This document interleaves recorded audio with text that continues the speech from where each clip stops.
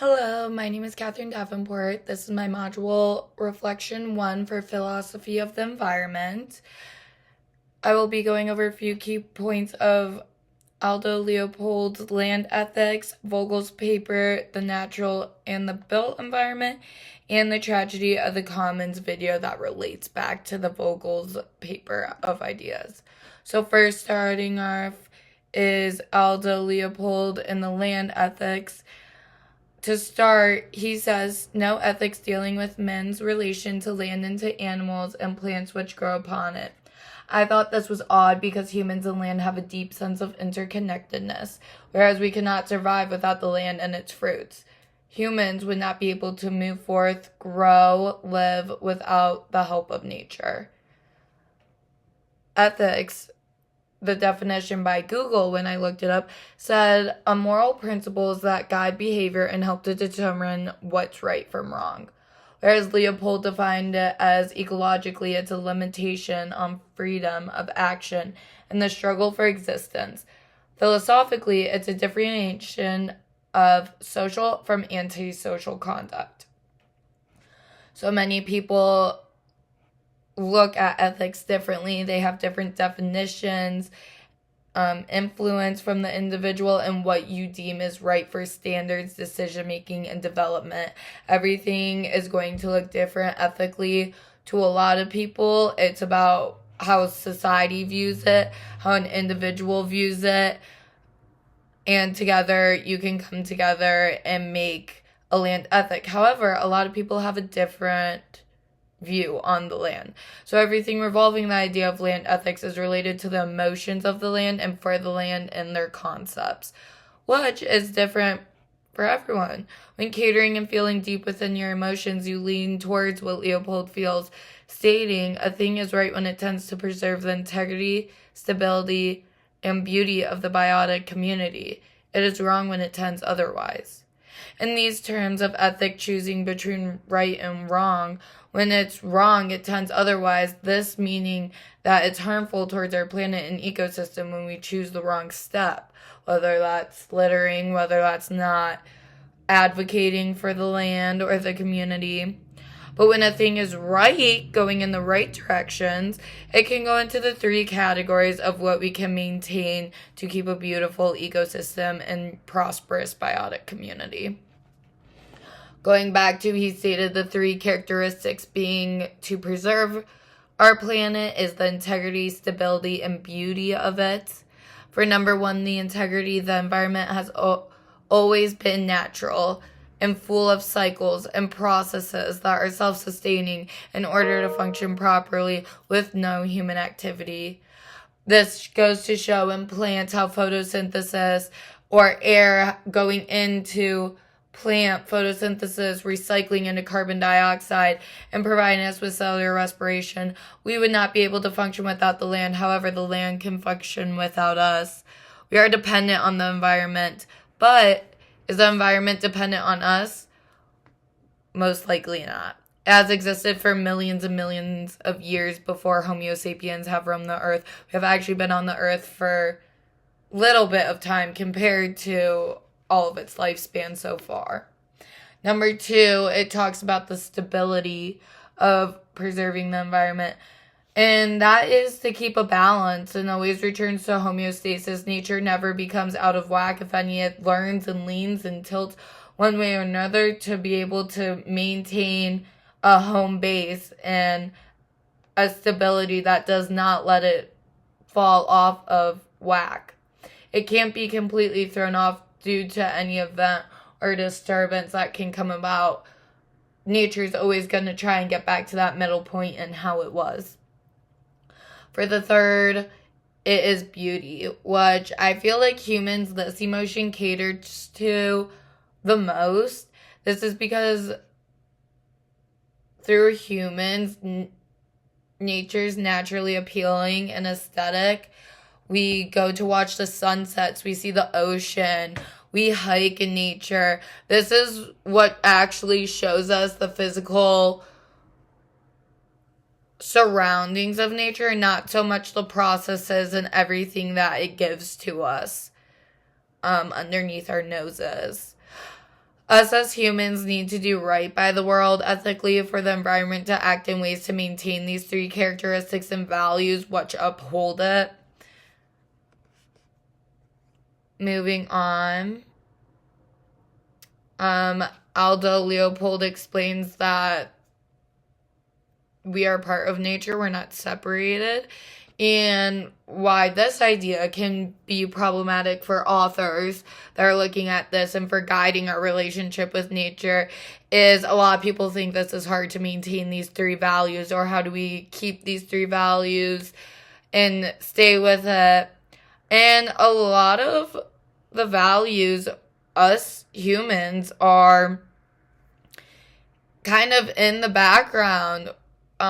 We should be able to prioritize. These are values that nature can keep up by itself without human influence and human activities. So to prioritize this ecosystem, we have to prioritize all these values and let's do its thing rather than the individuals of human and human activity. This all goes beyond that and beyond our own selfishness.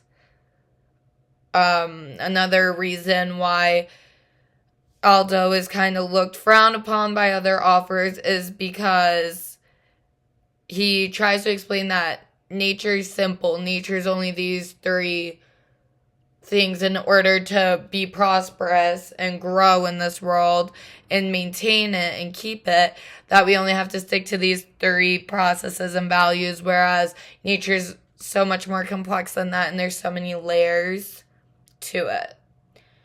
And humans are selfish. We think all the change must come from us, but the truth is the earth is evolving and constantly moving, and times are changing, and we're all adapting, and we just must continue to protect it and these values.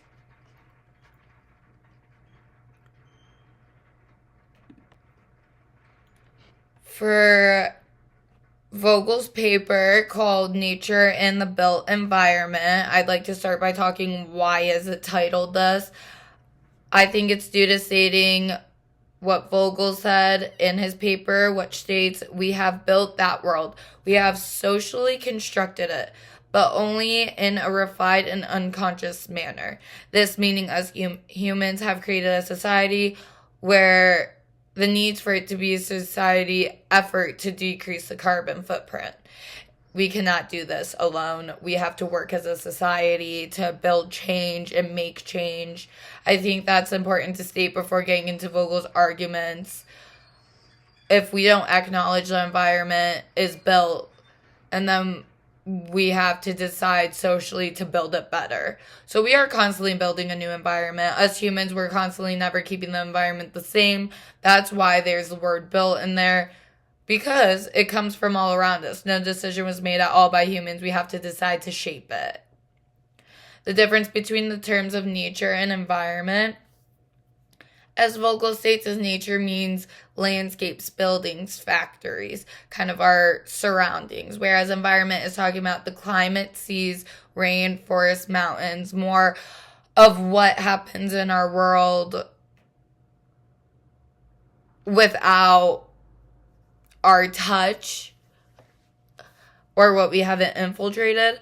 Environment we inhabit today is largely a product of human activity, almost constructed by individuals, leading us to a built environment. One of the arguments I state that Vogel says is, he states, we can't decide whether humans are natural or not by observing nature, because before observing, we would need to decide whether humans themselves are part of what is to be observed. This is hard to distinct because we have connected with nature so much, we do not understand if we're an outlier or consider nature ourselves. He argues that everything down to climate change, burning fossil fuels, is all natural since we are naturally on this earth. We are part of this earth, so we should be incorporated into the thought of nature and being nature, because there shouldn't be a distinction between us. Because there is no world right now without us. There's no earth right now without humans on it. Vogel also claims that the distinction between natural and artificial are more blurred than humans believe. These are because these two are not independent. This is because natural environments like mountains, rivers, and climates, there's man-made environments, such as maybe some hot springs. It's just nature with human elements combined with it. We have both in our world, and there's not one without the other, which creates a blurred line between the two. The overall claim and argument of Vogel, he states, is the environmental problems are not problems of nature. There are social and political problems about how human rights and practices ought to be organized and about the norms by which those practices ought to be guided. So as a society, us humans have to work together to rebuild the environment that we just destroyed. We all keep building and destroying the environment, but we need to stop that cycle and build a new, longer lasting environment that we can work in harmony together. And that's not going to start by planting a tree. It's going to start by doing social and political problems, by solving them in the economy and what we can do to transfer over into a greener future. Moving on, the tragedy of the commons video I thought was really interesting, and the relation to Vogel's idea. It talked a lot about the ecologist Garrett Hardin fostering this concept of, he's stating, optimizing for the self in the short term isn't optimal for anyone in the long term. And I think this goes back to Vogel's idea of how we can't individually conquer this problem. We can't individually find a solution for climate change and greenhouse gas risings. We have to work together as a society. This video explained that the tragedy of the commons through statistics of how fish and humans were affecting the reproductions of the fish.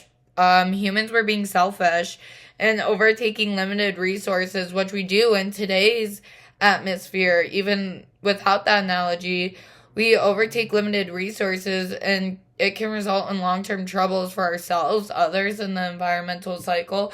We see this all over the world today with the richest countries and the poorest countries. The richest countries mostly taking and overusing and overtaking limited resources, whereas the poorer countries have not so much limited resources that they are actually undertaking. Some real life examples of us overtaking and it not being part of us is littering, water shortages, deforestation, bottled water, traffic jams. I think this really just put in a real life perspective of some examples that we see in today's day and age of how we are destroying our earth and what we can do to save that energy. And to save our collective selves from these individual impulses. Because buying bottled water, littering, those can all be stopped by yourself. And then if you make it a societal action, then it can go even farther and create a more drastic change. When the tragedy of the commons applies, when this concept is taken accountability, what's good for all of us is good for each of us. So once we come together as a society and agree that this is what's going to be best for all of us, then each in our individual lives, we will see how it affects us personally better. But it starts with the society. So the overall relationship between the two is, we are not an individual society. I know I keep saying that. We must work together in order to make a change. And only then will we see it, when we all participate. It goes back to needing reform socially and politically. Climate change, greenhouse gases, carbon footprints are the result of, like Vogel likes to state, failure to find a way to decide together what actions we want to perform and what consequences we hope to produce. We have to start throwing out ideas and bouncing off of each other to decide what we want to do and to take action towards that.